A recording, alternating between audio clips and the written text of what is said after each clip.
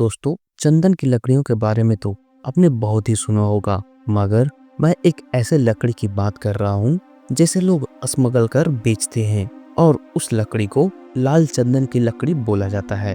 वैसे दोस्तों, हमारे देश में इस लकड़ी की डिमांड हो या ना हो, मगर बाहर देश में इसकी बहुत ही डिमांड है। खास करके जापान में वहाँ के लोग खासकर इसी लकड़ी से चीजें तैयार करते हैं, जिसमें एक गिटार भी शामिल है जो शादी और पार्टियों में देने के काम आती है। और दोस्तों, यही वो वजह भी है कि लोग भारत से इसके स्मगल चाइना तक करते हैं और फिर वहां से जापान तक। वैसे इस लकड़ी की महंगी होने की वजह ये भी है कि वो लकड़ी भारत में सिर्फ एक ही जगह पाई जाती है, वो भी शेषाचलम के जंगलों में। इसी वजह से यहाँ के जंगल को काटना इलीगल है, मगर जो लोग इस धंधे में हैं उन्हें इलीगल की कोई परवाह नहीं। और उन्हीं लोगों में से एक जाना माना नाम है पुष्पा, जिसे किसी का भी डर या भय नहीं है। आपको बता दूं, एक बार जब पुलिस पुष्पा को पकड़ने गई थी तो पुष्पा पुलिस वाले को 10,000 देकर मामला निपटाना चाह रहा था, मगर पुलिस वाले नहीं माने और उसे पकड़कर ले जाने लगे थे। लेकिन पुष्पा उनके साथ कुछ देर नेगोशिएट करने के बाद फाइनली पुलिस वाले भी मान गए, वो भी तब जब पुष्पा सभी पुलिस वालों को 1-1 लाख देने के लिए राजी हो गया।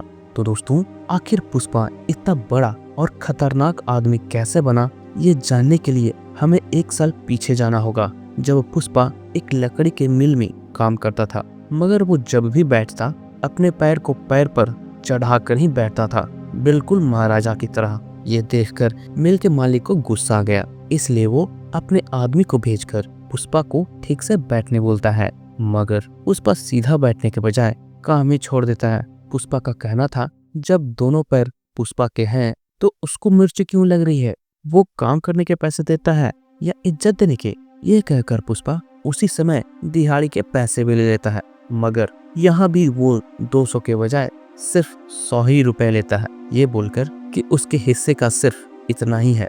और फिर पुष्पा वहां से चला जाता है। तभी एक और आदमी केशव, जो पुष्पा की बातों से इम्प्रेस हो चुका था, वो भी उसी वक्त काम छोड़कर पुष्पा के पीछे चला जाता है, क्योंकि वो समझ गया था पुष्पा आगे चलकर बहुत ही बड़ा आदमी बनने वाला है। अगले दिन जब पुष्पा जागता है तो एक रेड्डी नाम का कर्जदार पुष्पा की माँ से पैसे मांग रहा था और पैसे ना देने पर उसे सभी के सामने जलील भी कर रहा था। मगर पुष्पा की माँ पैसे देती भी कहाँ से, उसके पास तो पैसे थे ही नहीं। इसलिए वो बोलती है पुष्पा काम कर जैसे ही पैसे लाएगा तो वो दे देगी। लेकिन रेड्डी माँ को बता देता है पुष्पा ने काम छोड़ दिया है। ये सुनकर पुष्पा की माँ पुष्पा पर बहुत ही गुस्सा होने लगती है। बाद में रेड्डी भी कल फिर से आने की धमकी देकर वहाँ से चला जाता है। इसलिए अब पुष्पा अपनी भैंस को ही बेचकर पैसे इकट्ठा कर अगले दिन जैसे ही रेड्डी आता है उसे सूद समेत वापस कर देता है। लेकिन जाने से पहले पुष्पा रेड्डी को पूरे गांव में जाकर तारीफ करने बोलता है, क्योंकि जब कर्जा दिया था तो उसने पूरे गांव में हंगामा किया था। साथ ही कल जितने लोगों के सामने रेड्डी ने पुष्पा को सुनाया था, आज वहाँ कोई नहीं था। इसलिए पुष्पा रेड्डी को मारता हुआ सभी के घर ले जाता है और बताने बोलता है कि पुष्पा ने पैसे दे दिए हैं। खैर, उसी दिन शाम में कुछ लोग मजदूरों को ले जाने आते हैं, जहाँ एक तरफ उन्हें एक दिन का 100 रुपये मिलता, जो कि कायदे में रहकर काम करने वाला काम था, मगर दूसरी तरफ एक दिन का 1,000 रुपये मिलता। पर उस काम में बहुत ही रिस्क था, इसलिए अब पुष्पा भाव रिस्क वाले जीप पर ही बैठकर काम करने चला जाता है। इसके बाद सभी को एक बस में बिठाकर सभी को घने जंगल के बीच ले जाकर छोड़ दिया जाता है, जहाँ से वे लोग पैदल ही आगे बढ़ते हैं। बाद में वे लोग बीच जंगल में पहुंचकर हथियारों की पूजा करते हैं और फाइनली लाल चंदन की लकड़ियों को काटना शुरू कर देते हैं। कुछ देर काटने के बाद उन्हें सीटियों की आवाज सुनाई पड़ती है, जिससे पता चलता है वहां पर पुलिस आ रही है, क्योंकि उन्हीं में से एक लड़का पेड़ पर बैठकर पुलिस की निगरानी कर रहा था और वहीं सभी को सीटी मारकर इत्तला भी कर देता है। सीटी की आवाज सुनते ही सभी लोग भागना शुरू कर देते हैं, मगर पुष्पा सभी को रोक देता है, ये बोलकर कि इतना मेहनत वो लोग किस लिए की थी, सारा माल ऐसे ही छोड़ देने के लिए। यहाँ पर पुष्पा सभी को शांत कर पुलिस से बचने का रास्ता भी बताता है। कुछ देर बाद जब पुलिस आती है तो देखती है सारे मजदूर एक जगह पर बैठे हुए थे बाद में पुलिस की पूछने पर वे लोग बताते हैं वे लोग यहाँ पर बकरियां चराने आए हैं। लेकिन पुलिस कहती है जब बकरी चराने आए हो तो कुल्हाड़ी का क्या काम, जिस पर पुष्पा पुलिस वाले को अच्छे से जवाब नहीं देता। इसलिए पुलिस वाले पुष्पा को इज्जत से बात करने बोलते हैं, क्योंकि वहाँ पर डीएसपी गोविंद भी आए हुए थे। पुलिस की बात सुनकर पुष्पा भी बोलता है वो इज्जत करता है तभी माल छुपा दिया है, वरना वो सभी के सामने से माल लेकर जाता। ये सुनकर तो गोविंद पुष्पा को मारने की धमकी देने लगते हैं और माल के बारे में पूछने लगते हैं, जिसके बाद तो पुष्पा के लोग भी पुलिस पर हमला करने को तैयार हो जाते हैं। ये सब देखकर तो अब पुलिस वाले डर जाते हैं, क्योंकि वो थोड़े से ही लोग थे और पुष्पा के लोग बहुत सारे। इसलिए वो एसीपी को वहां से चलने के लिए बोलता है, क्योंकि अगर पुलिस वालों ने एक भी गोली चलाई तो सारे मजदूर कुल्हाड़ियां चलाना शुरू कर देते। इसलिए अब गोविंद को मजबूरन वहां से जाना पड़ता है। पुलिस के जाते ही पुष्पा भी सारे लकड़ियों को नीचे उतारता है, जिसे उसने पुलिस को आता देख पेड़ों के ऊपर टांग दिया था। खैर इसके बाद से पेड़ों को ढलाने से काटा जाने लगता है और उसकी स्मगलिंग की जाने लगती है। कुछ दिन बाद जब सभी मजदूर अपनी मजदूरी ले रहे थे, तभी वहां पर गोविंद फिर से पहुंच जाता है, मगर इस बार पूरे पुलिस फोर्स के साथ। लेकिन ये देखकर पुष्पा रुकने के बजाय एक पत्थर उठाकर पुलिस वालों पर चला देता है। पुष्पा को देखकर सारे लोग भी पत्थर मारना शुरू करते हैं, जिस कारण अब मजबूरन गोविंद को हवाई फायरिंग करनी पड़ती है। फायरिंग की आवाज सुनते ही सारे लोग भागना शुरू कर देते हैं, लेकिन पुष्पा भागने के बजाय एक लकड़ी जो अभी तक ट्रक पर लोड नहीं हुई थी उसे लोड कर ट्रक को लेकर भागना शुरू कर देता है। ये देखकर अब पुलिस वाले भी ट्रक का पीछा करने लगते हैं, लेकिन रास्ते में ही पुष्पा ट्रक को कहीं छुपा देता है और खुद पुलिस वालों के सामने आकर पकड़ा जाता है। जिसके बाद तो पुलिस वाले भी पुष्पा को थाने ले जाकर बहुत ही मारते हैं, मगर पुष्पा ट्रक के बारे में कुछ भी नहीं बताता। वहीं इतना मार खाने के बावजूद भी पुष्पा पैर पर पैर रखकर बैठ जाता है। कुछ देर बाद एक पुलिस वाला वहां आकर पूछताछ करता है, जिससे पता चलता है पुष्पा का पूरा नाम पुष्पराज है। मगर अब पुलिस वाले पुष्पा से खानदान के बारे में पूछने लगते हैं, जिसे बताने से पुष्पा बहुत ही डर जाता है। तभी हमें पुष्पा की एक बैक स्टोरी दिखाई जाती है। जब स्कूल में पुष्पा एडमिशन कराने जाता है तो अपना पूरा नाम मुल्लेटी पुष्पराज बताता है, लेकिन तभी वहां पर कुछ लोग आकर पुष्पा को सिर्फ पुष्पराज ही बोलने बोलते हैं, क्योंकि उनका कहना था पुष्पा एक नाजायज औलाद है, पुष्पा का मुल्लेटी खानदान से कोई वास्ता नहीं। खैर इसके बाद कहानी फिर से प्रेजेंट में आती है, जहां पुलिस वाले पुष्पा को कोंडा रेड्डी के भाइयों से मिलाने लाते हैं, क्योंकि यही लोग थे जो लाल चंदन की लकड़ियों की स्मगलिंग करते थे और जिस माल को पुष्पा ने छुपाया था वो इन्हीं लोगों का था। वैसे वे लोग 3 भाई हैं। पहला है जॉली रेड्डी, जो हमेशा शराब और शराब में डूबा रहता था। दूसरा है जग्गा रेड्डी, जो माल के सारे धंधे को संभालता था। तीसरा है कोंडा रेड्डी, जिसके कंधे पर धंधे का पूरा भार था। खैर यहाँ पर जॉली रेड्डी और जग्गा रेड्डी पुष्पा से मिलने आते हैं, क्योंकि मार खाने के बावजूद भी पुष्पा ने किसी को कुछ नहीं बताया था, क्योंकि उन सभी माल के बजाय पुष्पा को पैसे चाहिए थे, जो पुलिस वाले कभी नहीं देते। ये सुनकर जग्गा रेड्डी पैसे देने को तैयार हो जाता है, इसलिए पुष्पा भी सभी को उसी जगह पर ले जाता है जहाँ पर उसने ट्रक को छुपाया था। तभी हम देखते हैं पुष्पा ने ट्रक को एक गड्ढे में डाल दिया था। इसके बाद पूरे ट्रक को गड्ढे से निकाला जाता है। बाद में माल मिलते ही जग्गा रेड्डी भी अपने वादे अनुसार पुष्पा को 5 लाख रुपए दे देता है, मगर जब साथ ले जाने की बारी आती है तो जॉली रेड्डी पुष्पा और केशव दोनों को जंगल में अकेले ही छोड़ देता है और किसी ऑटो में आने बोलता है। लेकिन पुष्पा भी ठान लेता है जब उसके पास पैसे नहीं थे तो गाड़ी से आया था, पर अब जब उसके पास इतने पैसे हैं तो वो पैदल कैसे जाएगा। इसलिए अब पुष्पा केशव को ही एक लाल रंग की गाड़ी खरीद कर लाने बोलता है, क्योंकि वो बिना गाड़ी के हिलने वाला भी नहीं था।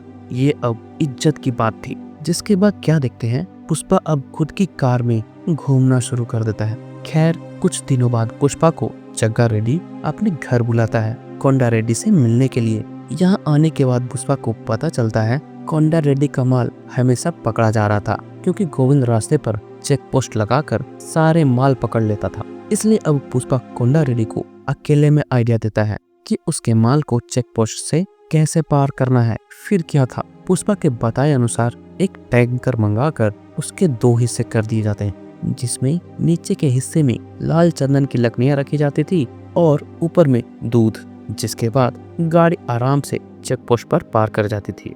क्योंकि चेक पोस्ट पर चेक करने वालों को लगता था उसमें तो सिर्फ दूध ही है और वो ऊपर से चेक कर छोड़ देते थे। ये सब देखकर कोंडा रेड्डी पुष्पा से बहुत ही खुश हो जाता है और अपना पूरा कब पुष्पा को ही सौंप देता है। साथ ही हिस्से का 4% कमीशन भी पुष्पा को मिलने लगा था। वैसे कोंडा रेड्डी ने 1 करोड़ पर 5 लाख का ऑफर दिया था, पर पुष्पा 5 लाख ना लेकर 4% पर ही काम करने बोलता है, क्योंकि अगर 5 लाख लेता तो उसे कोंडा के नीचे काम करना पड़ता, मगर अब वो 4% का मालिक था। आगे जब पुष्पा टैंकर में दूध भरने के लिए एक जगह पर जाता है, तभी उसकी नजर श्रीवल्ली नाम की लड़की पर पड़ती है और पुष्पा उसी वक्त से श्रीवल्ली का दीवाना हो जाता है। साथ ही उसके आगे पीछे भी घूमने लगता है ताकि श्रीवल्ली उसे देखे, मगर श्रीवल्ली भाव तक नहीं देती।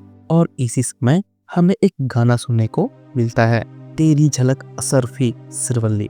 गाने खत्म होते ही देखते हैं जब पुष्पा के लोग चेक पोस्ट से दूध का टैंकर ले जा रहे थे, तभी गोविंद को शक हो जाता है। इसलिए वो टैंकर ऊपर और नीचे दोनों तरफ से बजा कर देखता है। तभी उसका शक यकीन में बदल जाता है, क्योंकि ऊपर और नीचे दोनों तरफ की आवाज अलग अलग आ रही थी। इसलिए अब गोविंद थाने ले जाकर दोनों आदमियों को मारने लगता है। मार के डर से वे दोनों भी बता देते हैं कि सारा प्लान पुष्पा का है। ये सुनकर पुलिस तो दोनों को छोड़ देती है, मगर एक शर्त पर कि वो जैसा बोलेगा दोनों वैसा ही करेंगे। आगे एक मेले में पिक्चर लगी हुई थी जिसे श्रीवल्ली और उसकी सहेलियां देखने आती है, मगर उसके पास इतने पैसे नहीं थे कि वो 6 टिकट्स खरीद सके। तभी वहां पर पुष्पा का दोस्त केशव आता है और उनको पैसे देने के लिए राजी हो जाता है, वो भी एक शर्त पर कि जब पुष्पा भाव श्रीवल्ली के सामने आए तो वो पुष्पा को देखे, जिस पर श्रीवल्ली पुष्पा को देखने के लिए राजी हो जाती है। यहाँ पर पता चलता है श्रीवल्ली तो पुष्पा को जानती तक नहीं थी। खैर, इसके बाद प्लान के अनुसार केशव पुष्पा को मंदिर ले आता है, ये बोलकर कि आज उसने मंदिर में चढ़ावा चढ़ाया है। पंडित जी का कहना है आज श्रीवल्ली उसे देखेगी नहीं बल्कि उसे देखकर हंसेगी भी। इतने में वहां पर श्रीवल्ली भी पहुंच जाती है और शर्माते हुए पुष्पा को देखकर हंस भी देती है। ये देखकर तो पुष्पा 7वें आसमान पर उठने लगता है, लेकिन अब श्रीवल्ली जैसे ही वहां से जाने लगती है, पुष्पा अब उसके पास बात करने चला जाता है। यहाँ पर केशव उसे रोकने की बहुत कोशिश करता है, पर वो नहीं रुकता। श्रीवल्ली से बात करने पर पुष्पा को पता चलता है उसे 1000 रुपए मिले थे हंसने के, तभी वो हंस रही थी। ये सुनकर पुष्पा केशव पर बहुत ही गुस्सा होता है, क्योंकि वो समझता था प्यार करने के लिए किस लड़की को जबरदस्ती नहीं कर सकते थे। लेकिन जब वो सुनता है कि सिर्फ एक बार हंसने का श्रीवल्ली ने 1000 रुपए लिए थे, इसलिए वो 5000 देने बोलता है और बदले में एक पप्पी दिलवाने की मांग करता है। दूसरी तरफ गोविंद को पुष्पा के लोगों से पता चलता है हजारों टन लाल चंदन की लकड़ियां, जिसका रेट तकरीबन 200 करोड़ रुपए है, उसे चेन्नई ले जाना है, मगर मंगल सिन्नू गोविंद की वजह से उसे ले जा नहीं पा रहा था। साथ ही वो अपना अड्डा हमेशा बदलता भी रहता था, इसलिए वो कभी पकड़ा नहीं जा रहा था। मगर इस बार वो अपना सारा माल कोंडा रेड्डी के गोडाउन में ही ले आता है, क्योंकि उसे कोंडा रेड्डी पर पूरा भरोसा था। वैसे आपको बता दूं, लकड़ियां तो सभी काट लेते थे, मगर मंगल सिन्नू वो आदमी था जो स्मगलिंग का बॉस है। यही था जो पूरे सिंडिकेट की लकड़ियों को 15 चेक पोस्ट पार करवा कर उसके मंजिल तक पहुंचाता था। खैर, मंगल कोंडा रेड्डी के पास इसलिए आया था क्योंकि किसी काऊ रेड्डी ने मंगल के माल को हेरा फेरी करना शुरू कर दिया था, इसलिए मंगल ने उसे अपने धंधे से निकाल दिया। मगर अब उसे डर था कहीं काऊ रेड्डी पुलिस को सब कुछ बता न दे, इसलिए उसने सारा माल कोंडा रेड्डी के गोडाउन में ही छुपाने का सोचा था। मगर यहाँ पर देखभाल करने की जिम्मेदारी जॉली रेड्डी के जिम्मे थी, इसलिए मंगल को जॉली रेड्डी पर भरोसा नहीं था, क्योंकि वो हमेशा लड़कियों के चक्कर में रहता था।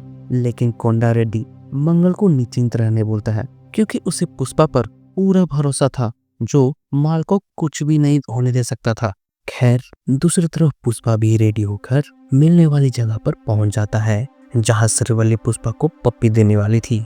कुछ देर बाद श्रीवल्ली भी अपनी सहेलियों के साथ वहां पर पहुंच जाती है। मगर यहाँ श्रीवल्ली को पुष्पा के पास जाने में डर लग रहा था। मगर उसकी फ्रेंड साथ में ले जाकर पुष्पा के पास छोड़ देती है। गाड़ी में बैठने के बाद जैसे ही पुष्पा श्रीवल्ली को किस करने लगता है, श्रीवल्ली रोना शुरू कर देती है, ये कहकर कि वो अपना पहला किस अपने पति को ही देना चाहती है। बस वो अपने सहेलियों के कहने पर राजी हो गई थी। इतने में श्रीवल्ली को रोता देख उसकी सहेलियां भी वहां आ जाती है और पुष्पा के पास से निकालकर लेकर चली जाती है। वहीं पुष्पा भी ठान लेता है किस करने के लिए अगर उसे पति बनना भी पड़े तो वो बनेगा, मगर वो अपना 5,000 जरूर वसूलेगा। अगले दिन जब पुष्पा गोडाउन पहुंचता है तो देखता है सारा माल ऐसे ही पड़ा था, जबकि उसी दिन रात में सारा माल चेक पोस्ट पार करवाना था। लेकिन पुष्पा को मजदूरों से पता चलता है जॉली रेड्डी रात भर पार्टी कर रहा था, इसलिए उसने सारा काम बंद करवा दिया था। ये सुनकर पुष्पा गुस्से में आ जाता है और खुद ही गोडाउन के ताले को तोड़कर माल को निकलवाने चला जाता है। तभी वो देखता है गोडाउन में एक लेडी भी थी जिसे जॉली रेड्डी ने बंद किए हुए था, इसलिए पुष्पा उस लेडी को घर भिजवा देता है। कुछ देर बाद जब जॉली रेड्डी को पता चलता है, वो आकर पुष्पा पर गुस्सा होने लगता है। लेकिन इतने में वहाँ पर कोंडा रेड्डी भी पुष्पा को फोन कर बताने लगता है पुलिस को उसके गोडाउन के बारे में पता चल गया है, इसलिए वो पुष्पा को सारा माल को वहाँ से निकाल देने बोलता है। लेकिन कोंडा रेड्डी को पता चलता है जॉली रेड्डी की वजह से सारा माल गोडाउन में ही पड़ा था। ये सुनकर कोंडा रेड्डी पुष्पा को किसी तरह माल को ठिकाने लगाने बोलता है, क्योंकि अगर माल पुलिस के हाथ पकड़ा गया तो करोड़ों का नुकसान हो जाता।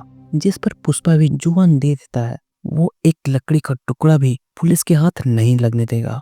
बाद में बाहर आकर पुष्पा कुछ देर सोचता है। इसके बाद वो गाड़ी से 5 लाख रुपए निकाल कर केशव को किसी को जाकर देने बोलता है और पुष्पा खुद सारे लकड़ियों को नदी के बहाव में गिराना शुरू कर देता है।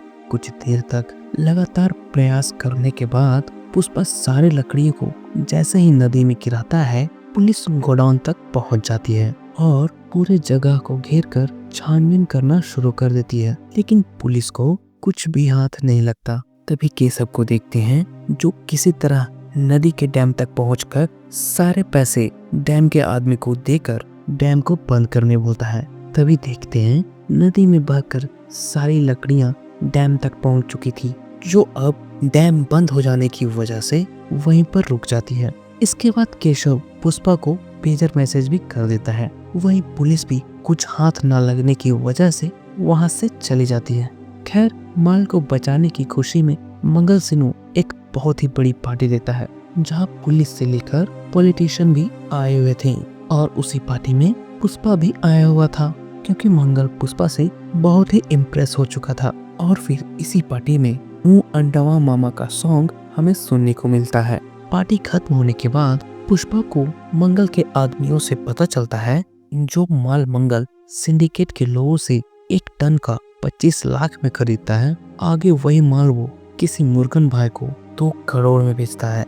ये बात जानने के बाद पुष्पा कोंडा रेड्डी को सारी बात बता देता है। साथ ही वो कोंडा रेड्डी को मंगल से माल का रेट बढ़ाने के लिए भी बात करने बोलता है, मगर कोंडा रेड्डी ऐसा करने से मना कर देता है, क्योंकि कोंडा रेड्डी से मंगल सिन्हू का बहुत ही पुराना रिश्ता था, जो बात करने की वजह से बिगड़ भी सकता था। इसलिए कोंडा रेड्डी ये बात पुष्पा को ही मंगल से करने बोलता है और ऑफर भी देता है कि अगर मंगल ने रेट बढ़ा दिया तो वो पुष्पा को 50% का पार्टनर भी बना देगा। खैर, उसी पार्टी में केशव श्रीवल्ली के पिता को पुष्पा के बारे में, पुष्पा के खानदान के बारे में बताता है। साथ ही वो श्रीवल्ली की शादी पुष्पा से करने की सलाह भी देता है। श्रीवल्ली के पिता ये जानकर बहुत ही खुश हो जाते हैं जब उसे पता चलता है पुष्पा मुल्लेटी खानदान से है। इसके बाद तो देखने की रस्म की तैयारी होने लगती है, जहाँ पुष्पा अपनी माँ को लेकर श्रीवल्ली के घर आता है। लेकिन जब रस्मों की तैयारी होने लगती है तभी वहाँ पर मुल्लेटी वेंकटेश्वर का बड़ा बेटा मोहन आकर पुष्पा को अपना भाई मानने से इनकार करने लगता है और नाजायज बोलकर ताने देने लगता है, जिस वजह से पुष्पा को गुस्सा आ जाता है। साथ ही वो मोहन के साथ हाथापाई भी करने लगता है। इतने में जब पुष्पा की माँ पुष्पा को छुड़ाने जाती है तो उसे धक्का लग जाता है और वो बेहोश होकर गिर जाती है। पुष्पा जब ये देखता है तो जल्दी से वो माँ को हॉस्पिटल लेकर जाता है। तभी यहीं पर हमें फिर से एक बैक स्टोरी दिखाई जाती है। जब पुष्पा के पिता मर चुके थे तो उसका बड़ा बेटा मोहन पुष्पा और उसकी माँ को घर के बाहर से ही भगा दिया था। बाद में पिता के दाह संस्कार के बाद वे लोग पुष्पा के घर आकर वहाँ जो भी चीजें थी उसे उठाकर लेकर चला गया था। साथ ही एक सोने की चैन भी छीन लेता है जिसे पुष्पा के पिता ने पुष्पा को दिया था। इसलिए पुष्पा ठान लेता है अब अगर उससे किसी ने कुछ भी छीना तो वो चुप नहीं बैठेगा, वो सबको लपेटे मिलेगा, चाहे वो कोई भी हो। तभी अगले सीन में देखते हैं पुष्पा और मंगल के यहाँ आता है तो देखता है मंगल का साला मोगलिस किसी आदमी को मार रहा था क्योंकि वो मंगल से रेट बढ़ाने की बात करने आया था। बाद में मोगलिस उस आदमी का गला काट कर मार भी देता है क्योंकि मंगल का कहना था उसे 15 चेक पोस्ट पार करवाने पड़ते हैं तब जाकर माल चेन्नई पहुंचता है। जिस पर पुष्पा का कहना था अब से वो भी चेन्नई ले जाकर माल बेचेगा क्योंकि जो वो 1 टन का 25 लाख देता है वो बहुत ही कम पड़ता है। इसलिए पुष्पा मंगल को 1 टन का 1 करोड़ देने बोलता है तभी वो मंगल को माल बेचेगा। ये बोलकर पुष्पा वहां से चला जाता है। वैसे यहाँ पर पुष्पा 25 लाख का 50 ही करवाने आया था, लेकिन जब उसने देखा कि यहाँ बहुत ही खतरा है इसलिए उसने जानबूझकर रेट दुगना कर दिया था। इधर पुष्पा की बात से सभी शॉक हो गए थे और पुष्पा को भी मारने के बारे में सोचने लगते हैं। लेकिन इतने में पुष्पा फिर से वहाँ आ जाता है और एक कॉल करने के लिए मंगल से ही फोन मांगता है। इसके बाद वो मंगल के सामने ही मुर्गन सिंह माल के बारे में डील करने लगता है। लेकिन ये बात सुनकर मंगल के लोग पुष्पा पर हमला करना शुरू कर देते हैं, लेकिन पुष्पा सभी के साथ फाइट कर कुछ ही देर में सभी को शांत कर देता है। और फिर हमें यहीं पर एक डायलॉग सुनने को मिलता है, पुष्पा नाम सुनकर फ्लावर समझे क्या, फायर है मैं। खैर अगले सीन में देखते हैं पुष्पा खुद चेन्नई पहुंच गया था मुर्गन से मिलने के लिए, मगर मुर्गन के लोग पुष्पा को चले जाने बोलते हैं। ये बोलकर कि मुर्गन अभी बिजी है तो पुष्पा भी एक सैंपल निकालकर मुर्गन को दिखाने बोलता है। इधर मुर्गन जैसे ही वो सैंपल देखता है दौड़ता हुआ आकर पुष्पा से मिलता है क्योंकि जिस लाल चंदन का सैंपल पुष्पा ने मुर्गन को दिखाया था वो 1 नंबर का माल था जिसे उसने तभी देखा था जब मुर्गन ने धंधा शुरू किया था। दरअसल उस तरह का लाल चंदन बिल्कुल घने जंगल में मिलता है और वहां तक जाने की हिम्मत सिर्फ पुष्पा ही कर सकता था।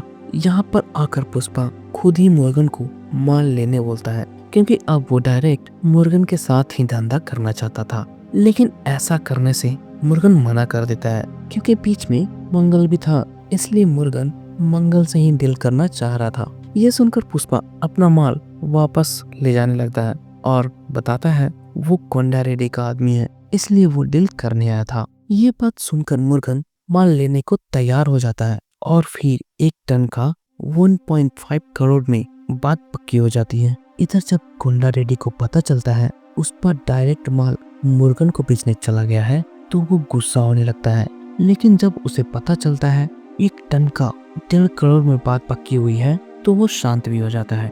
इसलिए अब पुष्पा भी यहाँ पर अपना 50% हिस्से की बात कर लेता है जो कोंडा रेड्डी ने देने को बोला था। आगे जॉली रेड्डी को भी पता चल जाता है पुलिस का खबरी कौन है, इसलिए वो मजदूरों को मारकर उनसे ऐसा करने की वजह पूछने लगता है तो पता चलता है पुलिस उसे 50 लाख देने का वादा किया था, इसलिए वो मान गया था क्योंकि उसे अपनी बेटी की शादी करनी थी जो कोई और नहीं सिरवली का पिता ही था। इधर जब जॉली को पता चलता है उस मजदूर की एक बेटी भी है इसलिए वो सिरवली को बुलाने बोलता है। बाद में सिरवली जैसे ही वह आती है जॉली रेड्डी उसे एक नई साड़ी देकर रात में अच्छे से तैयार होकर आने बोलता है, तभी वो उसके पिता को छोड़ने बोलता है। इसलिए अब सिरवली भी रात में तैयार होकर जॉली के पास जाने के बजाय सबसे पहले वो पुष्पा के पास जाती है और सारी बात बता देती है। तो पुष्पा भी ज्यादा कुछ नहीं बोलता और चले जाने बोलता है क्योंकि उसकी वजह से पहले ही पुष्पा को बहुत ही तकलीफ झेलनी पड़ी थी। लेकिन यहाँ पर सिरवली अब रोने लगती है और बताती है वो अपनी पहली चुम्मी और अपनी पहली रात अपने पति के साथ ही बांटना चाहती है, इसलिए वो पुष्पा को ही आज रात साथ में बिताने बोलती है, फिर वो चली जाएगी। तभी सिरवली की बात सुनकर पुष्पा को पता चलता है सिरवली शुरू से ही पुष्पा से प्यार करती थी, इसलिए उसने बात रखी थी कि वो पहली चुम्मी पति को ही देगी ताकि पुष्पा उसके घर आकर उसके पिता से हाथ मांग सके। पुष्पा को जब ये पता चलता है सिरवली भी पुष्पा से प्यार करती है तो वो वादा कर देता है कि अब वो किसी को भी सिरवली को छूने तक नहीं देगा, अब चाहे वो कोई भी हो। इसके बाद पुष्पा जॉली के पास जाकर उसे मारना शुरू कर देता है और इस तरह से निचोड़ देता है कि वो दोबारा उठ ही नहीं पाता क्योंकि उसके शरीर की सारी हड्डियां टूट चुकी थी। इसके बाद वो जॉली को वैसे ही छोड़कर सिरवली के पिता के साथ उसके घर चला जाता है। बाद में वो सभी को छोड़कर जैसे ही जाने लगता है सिरवली पुष्पा को किस करने लगती है और फिर हमें यहीं पर सामे सॉन्ग सुनने को मिलता है। गाने खत्म होने के बाद कोंडा रेड्डी हॉस्पिटल आकर अपने भाई से मिलता है, मगर जॉली कोंडा रेड्डी को कुछ भी नहीं बताता क्योंकि वो ठान लिया था जैसे ही वो ठीक होगा वो खुद ही पुष्पा से बदला लेगा। दूसरी तरफ केशव भी डर रहा था कि अगर कोंडा रेड्डी को पता चल गया कि जॉली रेड्डी को मारने वाला पुष्पा है तो वो क्या करेगा। लेकिन इतने में वहाँ पर कोंडा रेड्डी भी पहुँच जाता है जो किसी डील के बारे में बात करने आया था। लेकिन कोंडा रेड्डी के जाते ही केशव को शक होने लगता है कि शायद उसकी बात कोंडा रेड्डी ने सुन ली है, मगर पुष्पा केशव की बात को इग्नोर कर देता है ये बोलकर कि उसने नहीं सुना होगा। बाद में पुष्पा कोंडा रेड्डी के साथ एक डील में जाता है, लेकिन जब वो वापस आने लगता है तो कोंडा रेड्डी पुष्पा को गाड़ी गोडाउन की तरफ घुमा लेने बोलता है। वहीं दूसरी तरफ एक गांव वाले से केशव को पता चलता है कि कोंडा रेड्डी ने बाहर से पुष्पा और केशव की बातें सुन ली थी। ये जानने के बाद केशव तुरंत ही पुष्पा को पेजर पर डेंजर का मैसेज भेजता है। तभी देखते हैं पुष्पा जैसे ही वो मैसेज पढ़ता है कोंडा रेड्डी के लोग पुष्पा को एक नकाब पहनाकर मारना शुरू कर देते हैं। बाद में उसके हाथ बांधकर जैसे ही कोंडा रेड्डी पुष्पा को मारने लगता है वहाँ पर मोगलिस भी अपने लोगों के साथ आकर कोंडा रेड्डी को ही मार देता है, जिसकी माँ तो यहाँ पर भगदड़ मच जाती है और इस भगदड़ में पुष्पा भी भागने लगता है क्योंकि उसके मास्क से थोड़ा बहुत दिख भी रहा था। कुछ देर भागने के बाद पुष्पा मोगलिस के लोगों से फाइट भी करता है और उसी फाइट के दौरान पुष्पा अपना मास्क भी निकाल लेता है, साथ ही एक आदमी से अपना हाथ भी खुलवा लेता है। दूसरी तरफ मोगलिस जक्का रेड्डी को घेर कर उसे मारने लगता है, पर कुछ ही देर बाद वहां पर पुष्पा भी पहुंच जाता है और सभी से फाइट करना शुरू कर देता है। पुष्पा को फाइट करता देख जक्का रेड्डी शॉक में आ जाता है क्योंकि उन लोगों ने तो पुष्पा की जान लेने की कोशिश की थी, लेकिन यहाँ पर पुष्पा जक्का रेड्डी को बचा रहा था। यहाँ पर पुष्पा का कहना था आपस में दुश्मनी जितनी भी हो, लेकिन जब कोई बाहर वाला आएगा तो पुष्पा उसकी जान जरूर बचाएगा क्योंकि जक्का रेड्डी उसका पार्टनर भी था। खैर कुछ देर फाइट कर पुष्पा मोगलिस के सारे लोगों को मार देता है, लेकिन जैसे ही पुष्पा मोगलिस को मारने लगता है उसके पास मंगल श्रेणु का फोन आता है जो मोगलिस को छोड़ देने के लिए बोलने लगता है। बदले में वो माल का मुंह मांगे कीमत भी देने को तैयार हो जाता है, मगर पुष्पा उसकी एक नहीं सुनता और मोगलिस को गोली मार देता है। बाद में जक्का रेड्डी के घर पर ही कोंडा रेड्डी का क्रियाकर्म होने वाला था, तभी वहां पर मंगल भी पहुंच जाता है जो सिर्फ अपने साले की बॉडी लेने आया था। इधर जक्का रेड्डी को जब पता चलता है उसके घर मंगल श्रेणु आया है, इसलिए वो मंगल को मारने के लिए उतावला हो जाता है, मगर वहां पर जो एमएलए था वो सभी को शांत कर सभी के साथ एक मीटिंग रखता है। मीटिंग में एमएलए दोनों से आपस में लड़ने की वजह पूछता है तो पुष्पा भी बता देता है जो माल का मंगल हमें 25 लाख रुपए दे रहा था, आगे वही माल वो 1.5 करोड़ में बेच कर आया है। ये सुनकर अब एमएलए भी मंगल से इसके बारे में पूछने लगता है, जिसका मंगल के पास कोई जवाब नहीं था। इसलिए अब पुष्पा ही एमएलए को एक चांस देने बोलता है, ये बोलकर कि वो सभी को इतना पैसा दिखाएगा कि किसी ने कभी जिंदगी में सोचा भी नहीं होगा। फिर क्या था, एमएलए मंगल को हटाकर पुष्पा को ही मंगल की जगह पर खड़ा कर देता है, साथ ही सारे सिंडिकेट वालों को उसी को माल बेचने बोलता है। एमएलए ने ऐसा इसलिए किया था क्योंकि माल जितना महंगा बिकता एमएलए को कमीशन उतना ही ज्यादा मिलता। खैर मीटिंग खत्म होने के बाद अगले दिन ही सभी इसकी शपथ लेते हैं, जिसके बाद हमें एक शानदार गाना सुनने को मिलता है, ए बेटा ये मेरा अड्डा वाला सॉन्ग। दूसरी तरफ गोविंद भी रिजाइन देकर चला जाता है क्योंकि उसकी वजह से एक पुलिस वाले की जान चली गई थी। इसके बाद तो अब पुष्पा से टक्कर लेने वाला कोई भी नहीं बचा था, ना ही मंगल ना ही कोई पुलिस। इसलिए अब पुष्पा पूरे सिंडिकेट पर अकेले ही राज कर रहा था।